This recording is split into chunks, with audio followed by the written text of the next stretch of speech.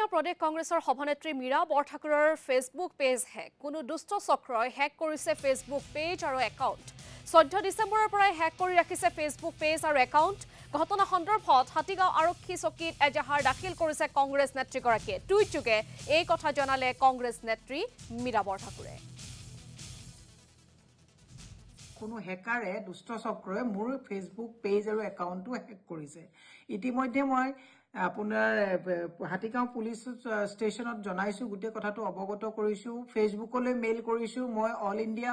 আমাৰ AICC IT সেলত মই ইনফৰ্ম কৰিছো অসম প্ৰদেশৰ আইটি সেলত মই ইনফৰ্ম কৰিছো কিন্তু এতিয়ালৈকে মই কোনো ধৰণৰ সদুত্তৰ পোৱা নাই কিন্তু এতিয়া ৰাতি 12 বজাত মই দেখিলো মোক বহু শুভাকাংক্ষীয়ে মোক মেছেজ কৰিছে ফোন কৰিছে যে অতি বেয়া মানে আপোনাৰ মানে বিকিনি পিনা ফটো শটো দি মোক প্ৰফাইলটো তেওঁলোকে আপলোড কৰিছে প্ৰফাইলটোৰ ফটো আপলোড কৰিছে গতিকে মই অসমৰ সমূহ ৰাইজক এটা কথা ক'ব বিচাৰিছো 14 তাৰিখৰ ৰাতি 9 বজাৰ পিছৰ পৰা কোনো ধৰণৰ মেসেঞ্জাৰ বা কিবা ধৰণৰ যদি আপলোড হয় কিবা হয় ইয়াত মই নাই এটো